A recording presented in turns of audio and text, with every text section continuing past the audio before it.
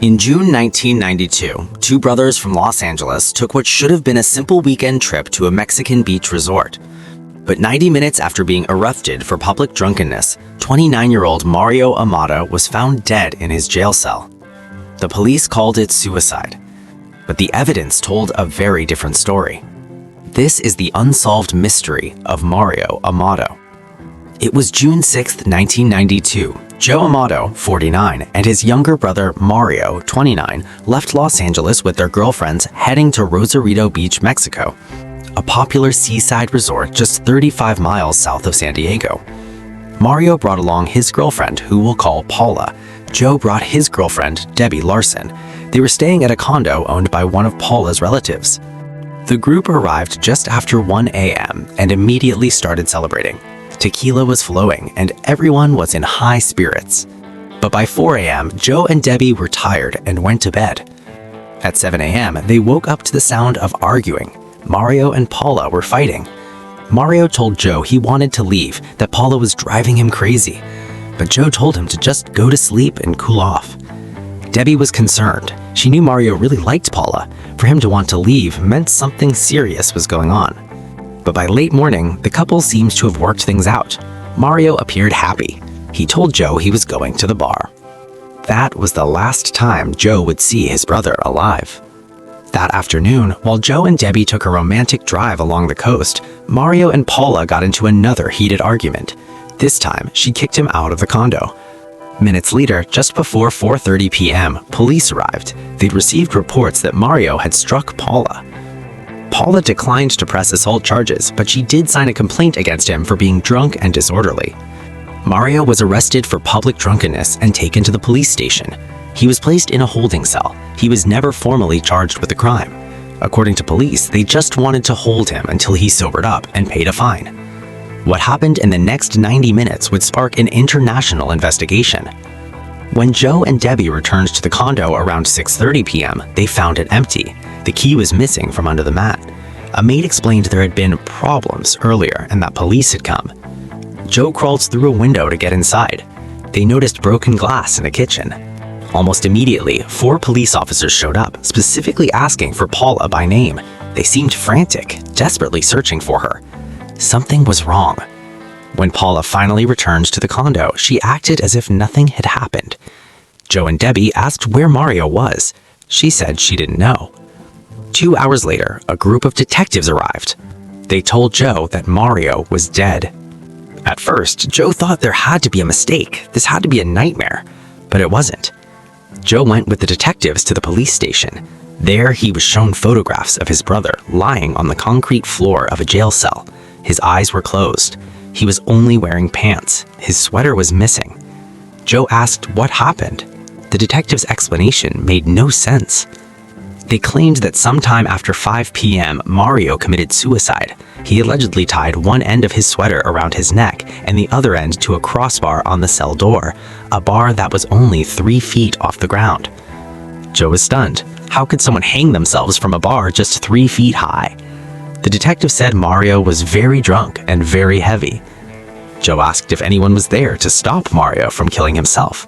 The detective said everyone was asleep at the time. Everyone was asleep at 5:30 in the afternoon. Joe didn't believe a word of it. Nothing about this made any sense. Within a week, the Mexican autopsy was completed. Cause of death, loss of oxygen to the brain from hanging. But Joe remembered something crucial. One of the Mexican doctors who examined Mario's body told him he had internal injuries. The doctor believed he'd been in a fight. Joe refused to let this go. He organized demonstrations at the Mexican border holding signs with Mario's picture. He contacted his congressman, Howard Berman. Congressman Berman was immediately suspicious. As he put it, quote, "Suicide by hanging is the oldest excuse for a jail murder that has ever been given," end quote. As soon as Mario's body was returned to the United States, Joe hired an independent pathologist for a second autopsy. The findings were explosive. The autopsy revealed internal injuries to Mario's liver, strong evidence he'd been punched in the upper abdomen. The autopsy report stated that with such severe injuries, quote, "the victim would not likely have been able to hang himself," end quote. The pathologist believed Mario either passed out or gone into shock from internal bleeding before he died. Congressman Berman went further. He believed Mario was beaten, then hanged or choked with an unknown instrument, not his sweater, to make it look like suicide. In October 1992, the Los Angeles County coroner reviewed both autopsy reports. His conclusion: Mario was probably murdered. The coroner noticed critical details: an abrasion on Mario's neck inconsistent with being hanged by a sweater. The mark appeared to be from a thin cord or rope. Shoulder and back abrasions, a scalp hemorrhage inconsistent with suicide. Joe believes these injuries show Mario was dragged into the cell before being hanged. There was one more disturbing detail. Mexican authorities had violated international agreements by not contacting the U.S. consulate immediately after Mario's death. Congressman Berman believed this was deliberate, a cover-up. The people involved didn't want authorities arriving quickly at the scene. They wanted time to stage the suicide. The pressure was working. Congressman Berman contacted the president of Mexico, Carlos Salinas de Gortari, who promised to reopen the investigation. In January 1993, Mario's body was exhumed for a third autopsy. The results were damning. The FBI analyzed fibers found embedded in Mario's neck. They came from a rope, not a sweater. The trauma to his neck was too narrow to have been caused by any part of a sweater. It was consistent with a rope. The evidence was now clear. Mario had been severely beaten in his jail cell and strangled with a rope. His death was staged to look like suicide. But who did it? Investigators found two witnesses, inmates and adjoining cells who weren't interviewed during the initial investigation.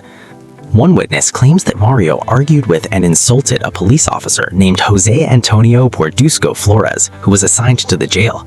Flores angrily entered Mario's cell. The witness heard the sound of a blow, then heard Mario cry out in pain. Minutes later, Mario was found dead. On May 8, 1993, 35-year-old Jose Antonio Bordusco Flores was arrested and charged with Mario's murder. Flores claimed he didn't arrive at work until Mario was found dead. He said the witnesses were framing him because he'd, quote, arrested them many times, end quote. But investigators found his alibi unconvincing. The testimony of other officers was inconsistent. Investigators suspected a cover-up. In January 1996, Flores was tried and convicted of intentional homicide in Mario's death. He was sentenced to 8.5 years in prison. Justice had been served. Or had it? Just 4 months later, in May 1996, an appeals court overturned Flores' conviction. He was released. Under Mexican law, he cannot be tried again.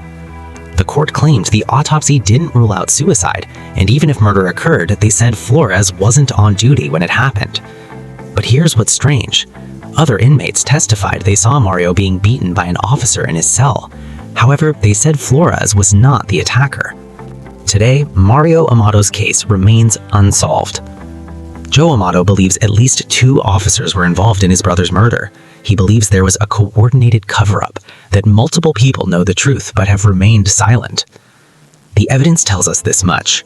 Mario was beaten severely enough to cause internal bleeding. He was strangled with a rope, not a sweater. His death was staged to look like suicide. Witnesses saw an officer attack him. The initial investigation was deliberately mishandled. But the questions remain. Who really killed Mario Amado? Was it one rogue officer, a coordinated cover-up? Let me know your theories in the comments below. If you enjoyed this video, please like and subscribe for more unsolved mysteries. This is a case that deserves to be remembered. Mario Amado deserves justice.